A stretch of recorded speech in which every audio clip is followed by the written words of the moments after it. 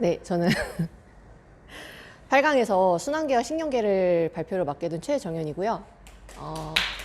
감사합니다. 네, 순환계는 이렇게 순환계의 개요를 말씀드릴 건데, 일단 첫 번째로 하트랑 베셀, 심장과 혈관, 그리고 두 번째로 펄모너리 서큘레이션, 폐순환, 그리고 세 번째 시스테믹 서큘레이션 해서 최순환 순서대로 이렇게 설명을 드리게 될 거예요. 네, 그래서 최순환 같은 경우에는 다 설명을 드리진 않을 거고, 첫 번째로 코로너리 서큘레이션, 관상순환과 세레브럴 서큘레이션, 뇌순환, 그리고 포털 서큘레이션이라고 해서 포털 서큘레이션에 대해서는 무엇인지 정확히 이따가 말씀을 드리게 될 거고, 네, 이런 순서로 진행이 될 겁니다. 네, 그래서 일단 심장과 혈관에 대해서 먼저 말씀을 드리자면은, 저희 심장은 4가지 섹션으로 이루어지는데, 에이트리움인지 벤트리클인지 아니면은 왼쪽인지 오른쪽인지에 따라서 4가지 섹션으로 구분이 되어질 수가 있어요. 네, 그래서 첫 번째로는 라이트 에이트리움, 그리고 두 번째로는 라이트 벤트리클, 그리고 이런 똑같이 레프트 벤트리클이랑 레프트 에이트리움 이렇게 4가지 섹션으로 분류가 될 수 있고요.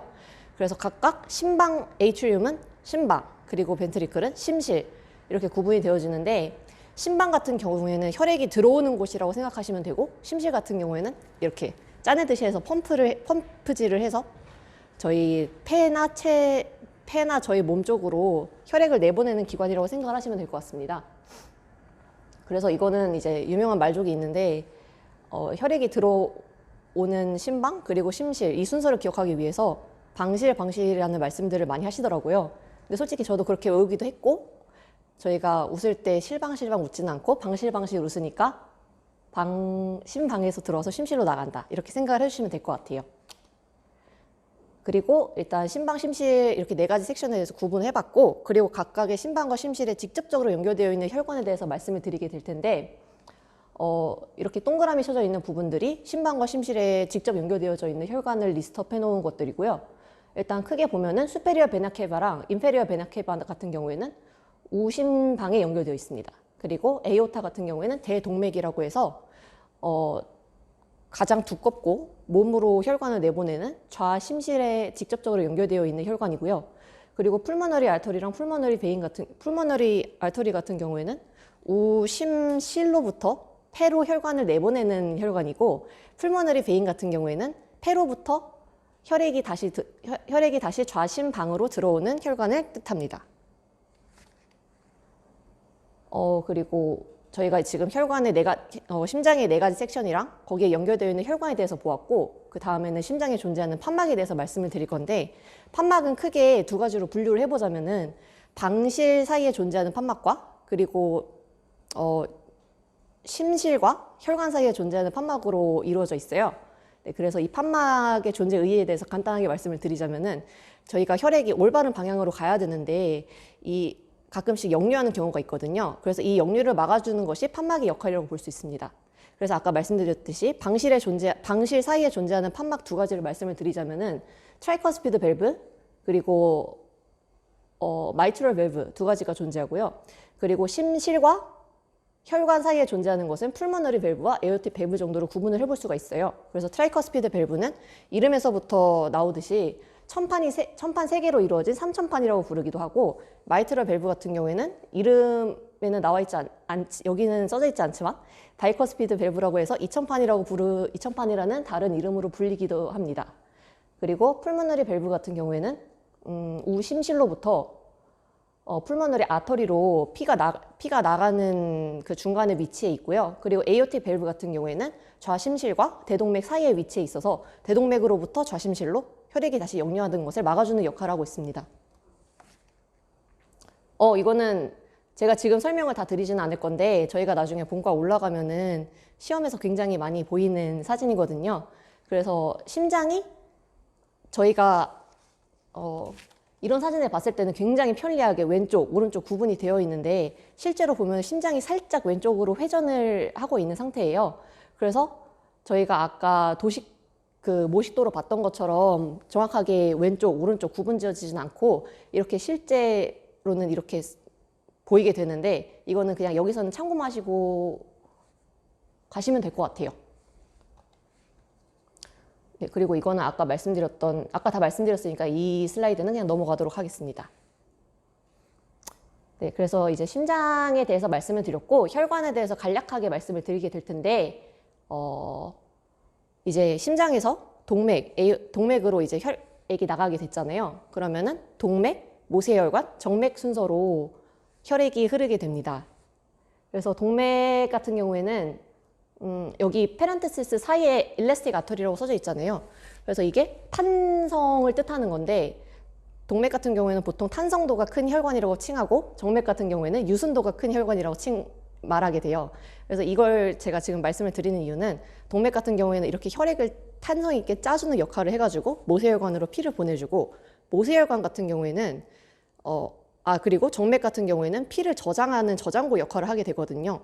그래서 지금 이거를 다 외우실 필요는 없지만 그냥 대충 개념만 알고 가시면은 나중에 공부하실 때 좀 편하지 않을까 싶어서 이렇게 말씀을 드리는 거고, 네, 그래서 아까 말씀드렸듯이 동맥에서 피를 짜내면은 피가 모세혈관으로 가게 돼요. 그러면 모세혈관에서 어떤 일이 일어나느냐? 모세혈관 같은 경우에는 조직에서 산소를 혈액에서부터 모세혈관을 통해서 산소가 조직으로 가게 되고, 그리고 조직에서부터 이산화탄소를 다시 받아서 폐로 보내주는 역할을 하게 됩니다. 그래서 동맥, 모세혈관, 정맥 순서로 존재를 하게 되고요. 그리고 여기 뭐 투니카 인티마, 투니카 미디아, 투니카 어드벤티티아 해서 제가 그냥 간단하게 이름만 한 번씩 읽어드렸는데 이거는 나중에 본과 올라가셔서 조직학에서 조금 더 자세하게 배우시게 될 거고요. 그리고 이제 라지 베인이랑 미디엄 베인이라는 게 보이는데 이런 식 라지에서 미디엄으로 가서 그 다음에 모세혈관으로 가게 되는 건데 이거는 지금은 설명드리지 않도록 할게요. 그리고 오른쪽에 보면은 여기서 간단하게 보고 갈 만한 거는 스무스 머슬셀이라는 걸 보고 가면 될 것 같은데 이제 동맥이나 정맥 같은 경우에는 혈관을 스무스 머슬셀이 감싸고 있어가지고 산소 포화도나 자율신경의 조절에 의해서 스무스 머슬셀이 수축하거나 해서 혈관의 직경이 조절이 돼요. 혈관의 직경이 조절이 되면은 모세혈관으로 보내지는 산소의 양이 조절이 되겠죠. 네, 그런 데서 이 스무스 머슬셀의 의의에 대해서 한번 짚고 넘어가 드리면 될 것 같고, 네, 이건 아까 말씀드렸듯이 모세혈관에서 무슨 일이 일어나느냐에 대해서 간단하게 나타낸 모식도입니다. 그래서 아까 말씀드렸듯이 모세혈관을 통해서 혈액에서부터 산소를 조직에 있는 세포로 보내고 세포에서 이제 왕성한 활동을 하고 난 다음에 나온 노폐물이나 이산화탄소 같은 걸 다시 받아오는 거죠. 네, 그래서 이제 풀모너리 서큘레이션 같은 경우에는 여기서 중요하다고 할 수 있는 부분은 보통 아터리 같은 경우에는 산소 포화도가 높은 동맥혈을 많이 지니고 있는데 이제 저희 몸에서 예외적으로 아터리임에도 불구하고 산소가 아니라 이산화탄소 포화도가 높은 혈액이 존재하는 아터리가 두 가지가 있어요. 그 중에 하나가 이제 풀모너리 아터리인데 저희가 아까 말씀드렸듯이 풀모너리 아터리 같은 경우에는 우심실로부터 피를 받아서 풀모너리 아터리로 간 다음에 풀모너리 아터리에서 다시 폐로 간 다음에 폐로부터 다시 베인으로 가서 다시 심장으로 돌아오잖아요. 그러면 폐로 들어가는 풀모너리 아터리의 경우에는 이산화탄소 포화도가 높은 정맥혈이 존재하고 그 정맥혈이 폐에서 다시 산소를 받은 다음에 그 산소를 가지고 있는 상태로 풀모너리 베인을 통해서 다시 심장으로 들어와요. 그러면은 그 심장에서 다시 산소를 온몸으로 보내는 펌프 역할을 해주겠죠. 그리고 다른 아까 제가 뭐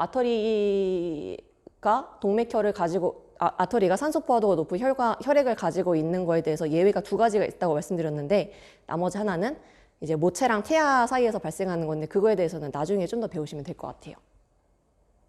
네, 그리고 이거는 방금 제가 이제 그 시스테믹 서큘레이션에서 풀모너리 폐순환에 대해서 말씀드린 거고, 그리고 시스테믹 서큘레이션은 이런 식으로 그냥 간단하게 그림만 가지고 와봤는데 이거에 대해서 다 일일이 설명드리진 않을 것 같고 거기서 중요한 거 몇 가지들만 짚고 넘어갈 것 같아요.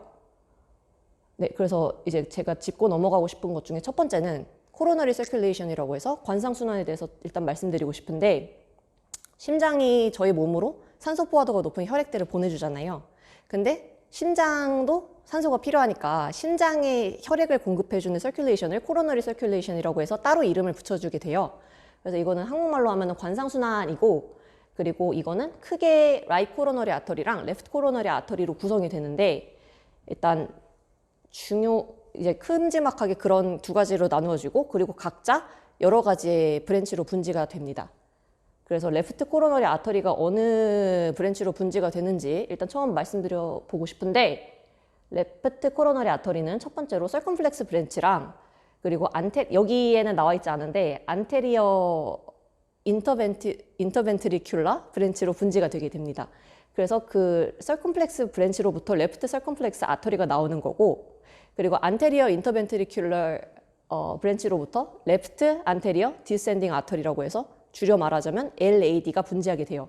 이 LAD를 굳이 말씀드린 이유는 시험에 자주 나와요. 그래서 여기서 그냥 이름만 눈에 발라두고 가시면 괜찮을 것 같아서 여기서 이렇게 말씀을 드리는 거고, 그리고 단순히 이름을 외우는 걸 떠나서 뭐가 중요하냐면은 각자의 동맥이 심장의 정확히 어느 부분에 혈액을 공급하는지에 대해서 아시는 게 중요한데, 제가 오른쪽에다 문제를 넣어놨는데, 이거 문제를 넣어놓은 이유는 이거를 다 일일이 외우셔야 된다, 아니면 이 문제를 정확하게 풀 줄 알아야 된다, 이것보다는 저도 본과 들어가기 전에 도대체 본과 문제는 어떻게 나오는지 조금 궁금했기 때문에 그냥 여러분들도 본과 문제가 이렇게 나오는구나 하고 느낌만 가져가셨으면 좋겠어가지고 제가 이 문제를 가져온 거니까 그냥 편하게 보시면 될 것 같고, 네, 그래서 저기 문제를 제가 다 읽어드리진 않을 것 같은데 키워드만 보자면은 심장 꼭대기랑 심실 사이막에서 괴사가 관찰되었을 때 막혔을 가능성이 높은 심장 동맥이라는 질문에서 정답은 4번 앞심실 사이까지, 아까 말씀드렸던 안테리어 인터벤트리큘러 아터리예요. 그래서 저희가 여기서 알아야 될 거는 안테리어 인터벤트리큘러 아터리에서 레프트 안테리어 디센딩 아터리 LAD가 분지되어 나오고, 이 LAD는 심실 사이막과 심장 꼭대기에 주로 혈액을 공급한다. 그래서 이제 반대로 생각해 보면은 심실 사이막이랑 그 부위에 괴사가 관찰되었다는 거는 산소가 공급되지 않아서 조직이 죽었다는 소리고, LAD가 막혔다, 아니면은 앞심실 사이가지가 막혔다, 이런 식으로 생각을 하셔서 문제를 푸시면 되는 거니까 뭐 그렇게 긴장 안 하셔도 될 것 같아요. 그리고 똑같이 이제 저희가 방금 레프트 코로너리 아터리에 대해서 얘기를 했고, 이번에는 라이 코로너리 아터리에 대해서 말씀을 드릴 텐데, 라이 코로너리 아터리에서 중요하다 싶은 거는 라이 마지너 브랜치로 분지가 되어서 나온다 정도이고, 이 왼쪽도 레프트 코로너 아까 보여드렸듯이 똑같이 약간 느낌 보셨으면 하는 저희 그런 희망에서 붙여드린 문제인데, 그냥 저기 라이 마지너 브랜치가 인피리어 마진 오브 라이 벤트리클에 혈액을 공급한다고 써져 있잖아요. 그래서 그 부위에 혈액이 공급되지 않으면은 저희 검은색이 커지는 형식으로 조직 괴사가 진행된다, 약간 이 정도만 아시고 가면 될 것 같고, 이거는 그냥 넘어가도록 하겠습니다. 네, 그래서 저희가 방금까지 체순환의 첫 번째 예로 코로너리 서큘레이션에 대해서 배워봤고, 그리고 두 번째로는 세레블러 서큘레이션, 뇌에서 대뇌 동맥골이에 대해서 배워볼 텐데, 저기 서클 오브 윌리스라는 게 대뇌 동맥골이라고 해서 저희 뇌에 주로 혈관을 공급하는 고리를 서클 오브 윌리스라고 부르게 돼요.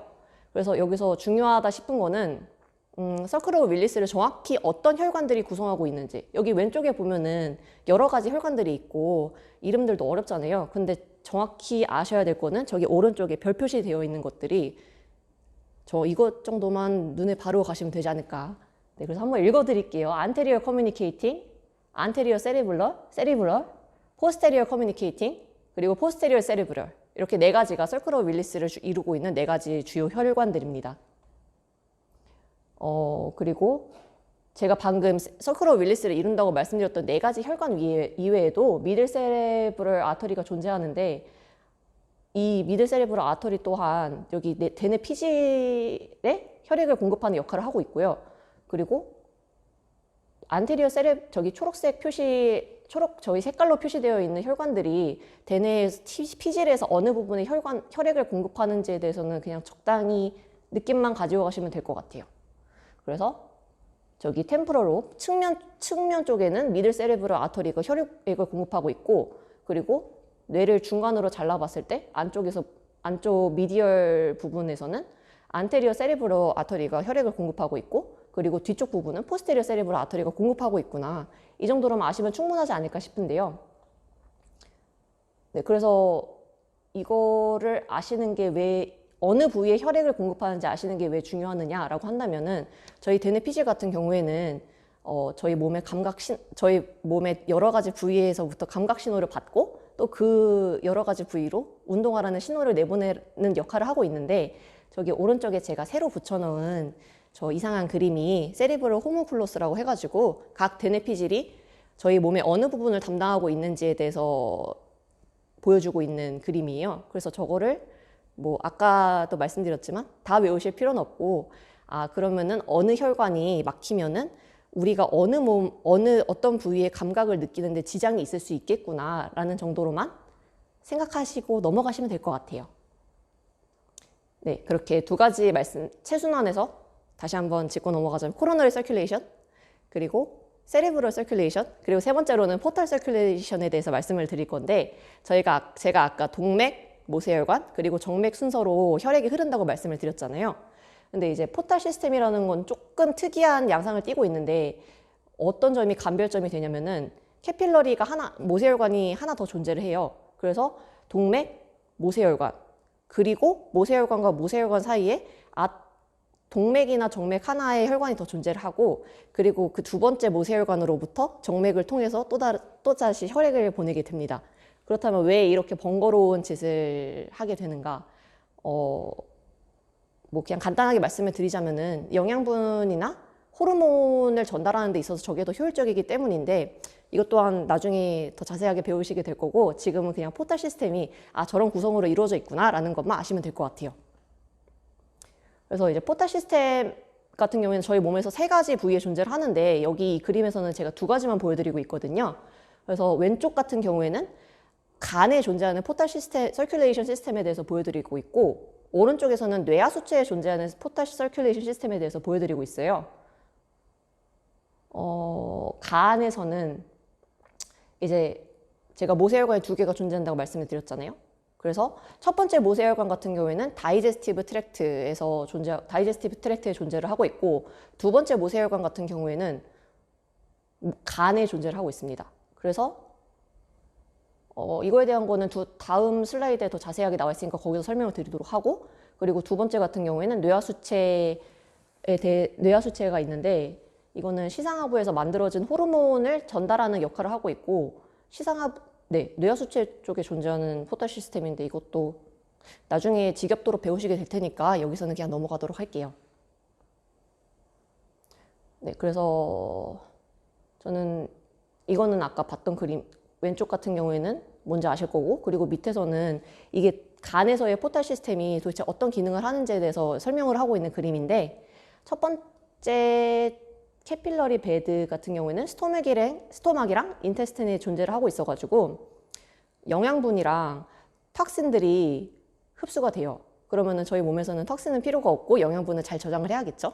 그래서 그 기능을 수행하기 위해서, 그 기능을 잘 수행할 수 있는 게 간인데, 다이제스티브 트랙트에 존재하는 모세혈관으로부터 그런 영양소와 톡신들을 다 받아낸 다음에 간으로 보내가지고, 그 간에서부터 영양분은 저장하고 톡신은 뭐 정화를 시키는 작용을 하기 위해서 존재하는 게 포털 서큘레이션 시스템이라고 이해를 하시면 되겠습니다. 네, 그리고 이렇게 혈관에 대해서는 설명을 마쳤고, 이제 신경계에 대해서 들어가 보도록 할게요. 그래서 신경계에 대해서 들어가기 전에 신경계의 개요에 대해서 일단 큼지막하게 설명을 드려야 될 것 같은데, 일단 첫 번째로는 센트럴 너버스 시스템, 그리고 페리프럴 너버스 시스템으로 나누어집니다. 그래서 센트럴 너버스 시스템 같은 경우에는 뇌와 스파이널 코드, 척수로 이루어져 있고, 그리고 페리프럴 너버스 시스템 같은 경우에는 말초신경계라고 부르기도 하는데, 이제 감각 디비전이랑 모터 디비전, 운동신경으로 나누어질 수가 있어요. 그리고 또 이 운동신경 같은 경우에는 어토노믹 너버스 시스템이랑 소매틱 너버스 시스템이라고 해서 자율신경계, 그리고 채성신경계로 구분이 되어지고요. 그리고 자율신경계 같은 경우에는 또 심패테릭 디비전, 파라심패테릭 디비전, 이렇게 두 가지로 분지가 되어집니다. 그래서 여기서 저희가 구분을 해야 될 거는 어토노믹 너버스 시스템이랑 소매틱 너버스 시스템이 해부학적으로 어떻게 다른지, 그리고 심패테릭 디비전이랑 패러심패테릭 디비전이 해부학적으로 어떻게 다르고 어떤 기능을 하는지에 대해서 구분을 하는 게 중요할 것 같아요. 이거는 브레인을 자르지 않고는 볼 수 없는 구조랑 브레인 스템을 어떤 구조들이 이루고 있는지 그냥 리스트를 한 건데, 그냥 이름만 눈에 바르고 가시면 될 것 같고요. 그리고 이거는 대뇌 피질의 영역을 구분해 놓은 부분 그림이고, 그리고 브레인스템에 대해서는 그냥 한번 읽어드리고 가야 될 것 같은 게 네, 한번 읽어드리고 가야 될 것 같아요. 그래서 브레인스템 같은 경우에는 탈라머스, 시상, 미드브레인, 폰스, 메둘라 오블롱가타로 나누어져 있습니다. 미드브레인 같은 경우에는 중뇌라고 표현을 하고, 폰스 같은 경우에는 한국어로 다리뇌라고 표현이 되어요. 그리고 메둘라 오블롱가타 같은 경우에는 한국어로 숨뇌라고 부르기도 합니다. 그래서 이게 중요한 이유는 저희 뇌에서 크레니얼 널브스라고 해가지고 뇌신경이 이렇게 뻗어져 나오는데, 그 뻗어져 나오는 경로가 이 브레인스템을 타고 가요. 그래서 저희가 이 브레인스템에 대해서는 조금 더 자세히 알 필요가 있을 것 같습니다. 그리고 저희가 아까 뇌랑 척수가 CNS를 이루고 있다고 했잖아요. 그래서 두 번째로는 척수에 대해서 그냥 간단하게 보고 갈 건데, 서비컬, 토렉식, 럼발, 그리고 세이크럼 해가지고 경추, 흉추, 요추, 천추 이렇게 나눠져 있고요. 네, 그 정도만 아시면 될 것 같습니다.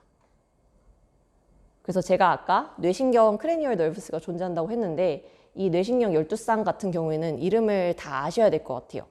제 생각에는 이거 이름 같은 경우에는 여러분이 지금부터 툭 치면 툭 나올 수 있을 정도로 외우는 게 나중에 공부할 때 훨씬 편하지 않을까 싶고, 나중에 수업할 때는 나중에 본과 올라오시면은 얘기를 안 해주시거든요.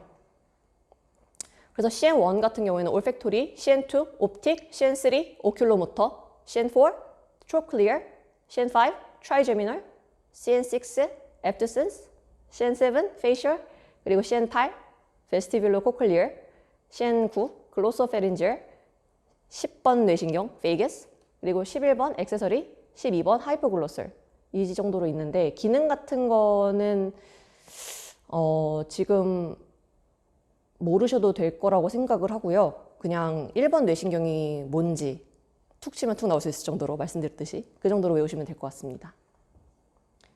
그래서 아까 제가 브레인스템 같은 경우에는 뇌신경이 뻗어져 나오는 거기 때문에 중요하다고 말씀을 드렸잖아요.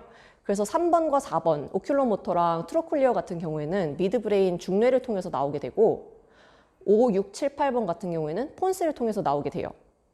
그리고 9, 10, 11, 12번 같은 경우에는 메둘라 오블롱가타, 숨뇌를 통해서 나오게 되는데, 여기서 미리 그냥 예고편으로 말씀드리고 싶은 거는 5번 뇌신경, 트라이제미널 같은 경우에는 이름에서도 알 수 있듯이 트라이라고 써져 있잖아요.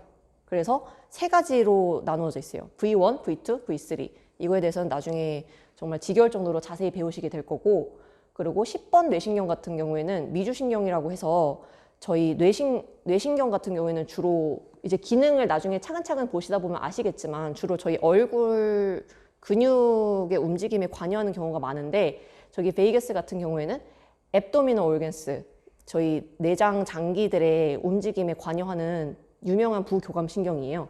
네, 그래서 그 정도만 아시고 가면 될 것 같고, 네, 그래서 제가 아까 자율신경계랑 소마틱 너버스 시스템, 체성신경계의 비교에 대해서도 중요하다고 말씀을 드렸지만, 조금 더 시험에 자주 나오고 잘 아셔야 되겠다 싶은 거는 심패테릭이랑 파라심패테릭을 구별하는 게 더 중요하다고 생각이 되어지거든요. 그래서 그 부분에 대해서 더 자세히 설명을 드리려고 해요. 그래서 심패테릭 같은 경우에는 fight or flight, 위기 상황에서의 대처, 그리고 파라심패테릭 같은 경우에는 rest and digest, 에너지 보존과 회복에 주로 관여한다고 말씀을 드리고 싶은데, 이게 약간 나중에 각각 그 내장 기능에 어떻게 관여하는지 큰 그림을 그리는데 도움이 될 것 같아요. 그래서 일단 해부학적인 구조를 비교를 해보자면은, 어토노믹 너버스 시스템 같은 경우에는 신경절을 기점으로 해서 절전신경과 절후신경으로 나눠지거든요. 그래서 심패테릭 같은 경우에는 절전신경보다 절후신경이 더 길고, 파라심패테릭 같은 경우에는 절전신경이 절후신경보다 더 긴 양성을 띠고 있어요. 그래서 이거를 어떻게 외우면 좋냐? 교감신경이 있고 부교감신경이 있잖아요. 그러면 교감의 바로 앞에 부라는 단어가 붙으니까 앞이 더 긴 거잖아요. 그래서 절전신경이 더 길다라고 저는 외우는데 도움이 됐으면 좋겠고요. 그래서 심패테릭 같은 경우에는 또 외우셔야 할 게, 절전신경과 절후신경이 각각 어떤 물질을 분비하는지를 미리 외우고 가시면 좋을 것 같고, 그래서 그런 의미에서 심패테릭 같은 경우에는 절전신경에서 아세틸콜린을 분비하고 절후신경에서는 아드레날린을 분비해요. 그리고 파라심패테릭 같은 경우에는 절전신경에서는 아세틸콜린을 분비하고 그리고 저로신경에서는 똑같이 아세틸콜린을 분비하고 있습니다. 이렇게 두 가지 말씀드렸고, 그리고 또 세 번째로는 부교감신경이랑 교감신경이 주로 어디서 나오는지 외우시는 게 중요할 것 같은데, 이제 교감신경 같은 경우에는 또라코럼발, 흉추랑 요추에서 주로 나오고, 그리고 파라심패테릭 같은 경우에는 크레니오세크랄, 그 천추랑 뇌에서 주로 나오는데, 제가 아까 말씀드렸듯이 10번 뇌신경 같은 경우에는 미주신경이라고 해서 다른 뇌신경들과는 다르게 내장 장기에 관여하는 부교감 신경이라고 말씀드렸잖아요. 그래서 그 10번 뇌신경이 뻗어져 나오는 것, 10번 뇌신경 때문에 크레니오세크럴에서 나온다고 표현이 되어지게 되는 거고, 네, 이거는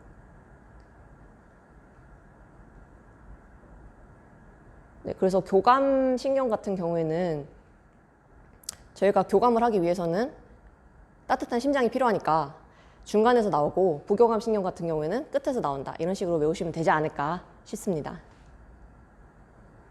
그리고 이제 제가 아까 말씀드린 것도 중요하긴 한데, 더 중요하고 나중에 공부하시기 더 편하시겠다 싶은 부분은 각각 기관에, 저희 몸의 기관에 부교감신경이랑 교감신경이 어떻게 작용하는지, 그거를 비교를 자동으로 탁탁 할 수 있는 게 되게 중요한 것 같아요. 그래서 동공 같은 경우에는 교감신경은 동공을 확장시키고, 부교감 같은 경우에는 동공을 수축시켜요. 그래서 저희가 아까 파이럴 플라이트에 비교해서 조금 거기에서 연장을 지어서 설명을 드려보자면은, 그 파이럴 플라이트, 위험한 상황이잖아요. 그래서 제가 누군가한테 쫓기고 있는 상황이면은 어디로 도망갈 수 있을지 약간 넓은 시야각을 확보하는 게 중요하니까, 교감신경이 작용할 때는 그런 상황에서는 저희가 동공을 확장시켜가지고 조금 더 도망갈 길을 많이 확보할 수 있는 게 중요하겠죠. 그래서 동공이 확장되게 된다고 외우시면 될 것 같고, 그리고 침샘이랑 소화관에 대해서 말씀을 드리고 싶은데, 일단 저희가 누군가한테 쫓기고 있어서 도망가고 있는 상황에서는 소화기관은 딱히 생존하는 데 있어서 중요한 기관은 아니잖아요. 그래서 교감신경은 소화작용을 이니빗, 억제하는 작용을 하고요. 그리고 반대로 부교감신경 같은 경우에는 소화작용을 스티뮬레이트 하는 작용을 합니다. 그리고 셀리베이션, 침샘에 작용하는 것 같은 경우에는 약간 이게 너무 간략하게 설명한 감이 없지 않아 있는데, 교감신경 같은 경우에는 끈끈한 침을 분비하고, 부교감신경 같은 경우에는 물이 많은 침을 분비하게 되거든요. 그래서 여기 설명된 것처럼 침의 분비를 억제한다 라는 말에는 조금 어폐가 있긴 한데, 지금 상황에서는 그냥 간략하게 침 분비를 억제한다 라고 해도 큰 무리는 없을 것 같습니다. 그리고 저희가 도망치고 있는 상황에서는 폐를 확장시켜서 숨이 가빠지니까 그 숨을 잘 쉬기 위해서 폐를 확장시키는 게 중요하기 때문에 브론카이가 릴렉스 되는 작용을 교감신경이 해주고요. 그리고 저희가 피를 빨리 보내가지고, 저희가 빨리 도망치기 위해서는 저희 팔과 다리에 피가 빨리 분비가 되어야 하니까 심장을 엑셀러레이트 하는 작용을 교감신경이 해주게 됩니다. 그리고 그 반대 작용들을 부교감신경이 하게 되고요. 그리고 이제 배뇨 기관들에 있어서는 교감신경 같은 경우에는 여기서 너무 간략하게 설명된 감이 없잖아 있긴 한데, 교감신경 같은 경우 이제 방광에는 방광벽에 근육이 존재하고, 그리고 방광에서 오줌을 배출하는 요도가 있는데 그 요도 주변에 근육이 존재를 해요. 그래서 교감신경 같은 경우에는 그 방광벽을 이완을 시켜주고 요도를 수축시켜주는 작용을 해서 결과적으로는 배뇨 작용을 억제하게 되는데, 여기서 블레더를 릴렉스한다라는 표현은 방광벽의 민무늬 근을 이완한다는 데서 이런 표현을 쓰게 된 것 같고, 그리고 네, 그래서 이제 방광벽이 이완이 되면은 상대적으로 방광이 늘어나니까 오줌이 차도 그렇게 마렵다는 느낌이 안 들게 되거든요. 그래서 오줌이 차고 있긴 하지만 오줌이 마렵지는 않은 현상이 나타나게 돼요. 그래서 약간 일반적인 교재에서는 배뇨 작용을 억제한다라는 표현을 쓰게 되는 건데, 정확히 어떤 건지는 나중에 더 자세히 배우시게 될 거예요. 그래서 이 정도로만 설명드리면 될 것 같고, 그리고 똑같이